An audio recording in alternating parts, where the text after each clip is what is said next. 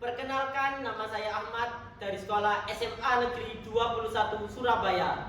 Di sini saya mengikuti lomba monolog SMA Award 2025 dengan judul Sengkok Tak Kalah.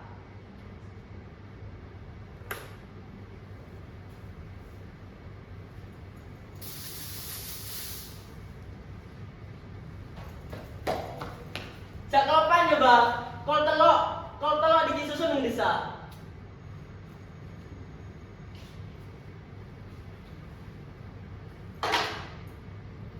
Hari ini pertama kalinya aku masuk sekolah baru.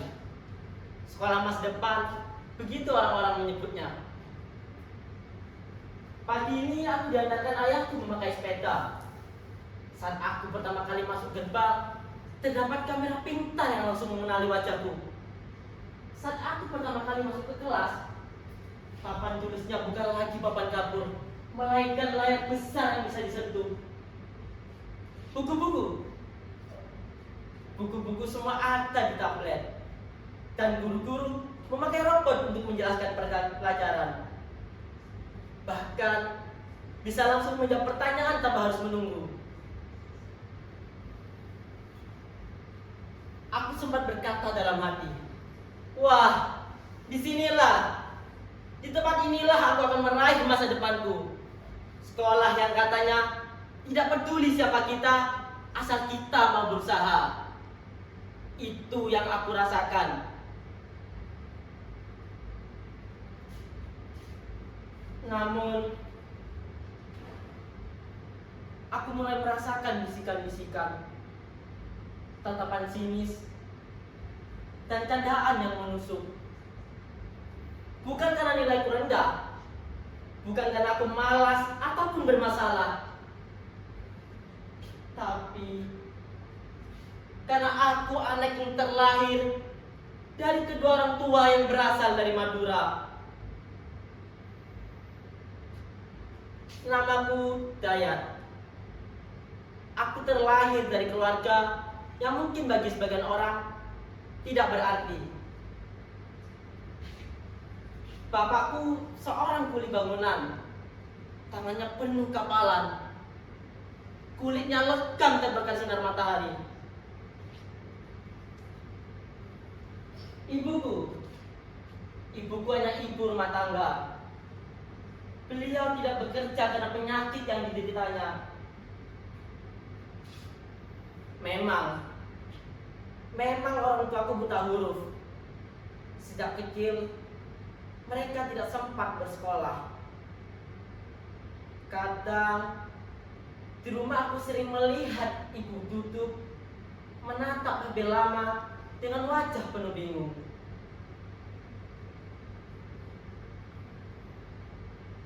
Cong, dia mak tak bisa buka cong aplikasi ini cong. Kau cina daftar lebet aplikasi. Dan nak daya bantu embuk sekejap. Aku hanya tersenyum, menghampirinya, lalu membantunya.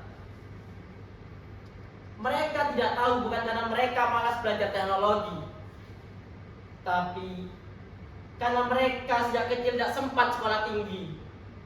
Di zaman mereka hanya kenal ladang, sawah, dan bertani. Memang keluargaku orang Madura. Tapi entah kenapa di sekolah ini kata Madura lebih sering terdengar seperti ejekan. Tapi apa yang membuat mereka menganggap seperti itu? Apa karena tragedi masa lalu di Pulau Kalimantan? Atau berita buruk tukang parkir yang beredar? Tapi stigma itu terus menempel di mereka. Aku dikucilkan. Saat aku jalan ke kantin, mereka menjauhiku. Saat aku duduk di kelas, mereka berbisik-bisik tentangku. Saat aku mencoba soal di depan papan tulis, mereka menertawaku. Bukan karena jawabanku salah, tapi karena mana mungkin dia bisa. Memangnya orang Madura bisa mengerti pelajaran ini.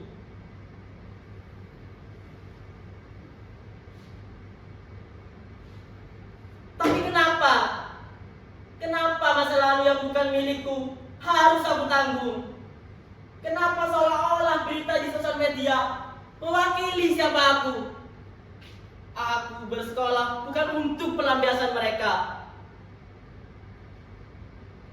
Kata, aku iri. Aku iri melihat mereka bisa bercanda bersama teman-temannya, bisa punya bebas punya kawan. Sedangkan aku sendirian dan dijauhi teman-teman.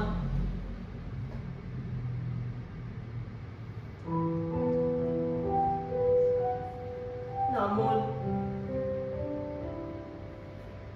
di balik semua ini, aku masih punya mimpi. Mimpi untuk menjadi seorang guru. Guru yang bisa membuat murid-muridnya merasa sama. Guru yang tidak membedakan muridnya apakah dari Jawa, Madura ataupun Papua. Guru yang menilai anak-anaknya dari usaha, bukan dari label kulit dan lidahnya.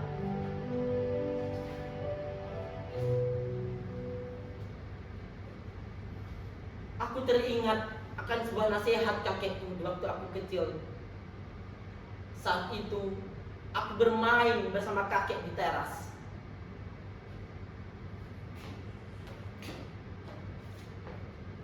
Mbak, sekolah dia apa sih, Mbak?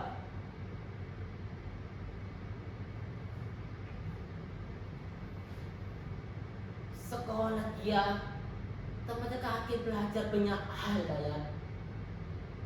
Bisa berdeguru, guru dia ngajarati kakek cara maca, nulis, bito, dan cara ngerti orang lain.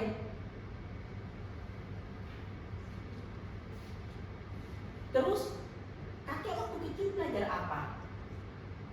Berarti kakek belajar banyak hal dong.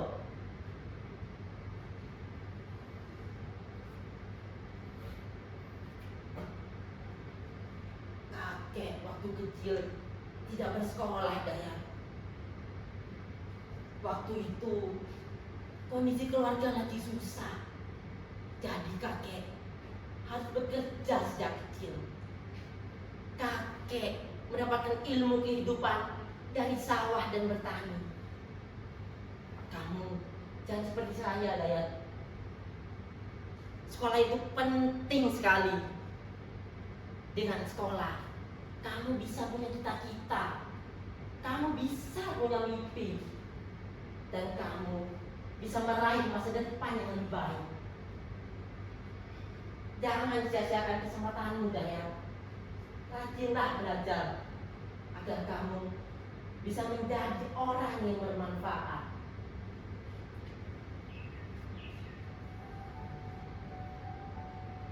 Sekolah masa depan adalah sekolah yang bisa adil. Sekolah yang bukan hanya gedung tinggi dengan fasilitas megah atau papan tulis elektronik dan buku digital.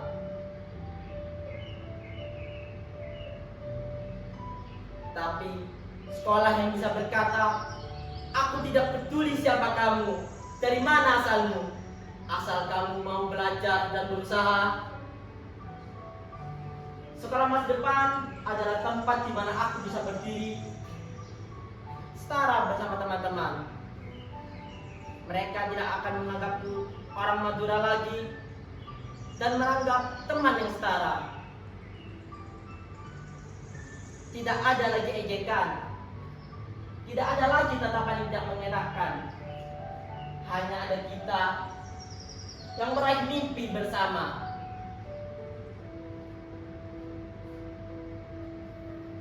Hari ini mungkin aku masih menjadi bayangan di sekolahku. masih dianggap berbeda. Tapi esok aku percaya bahwa anak Madura juga bisa. Aku percaya bahwa anak Madura juga pantas bercita-cita. Anak Madura juga berhak bermimpi. Karena mimpi bukan soal dari mana kamu berasal,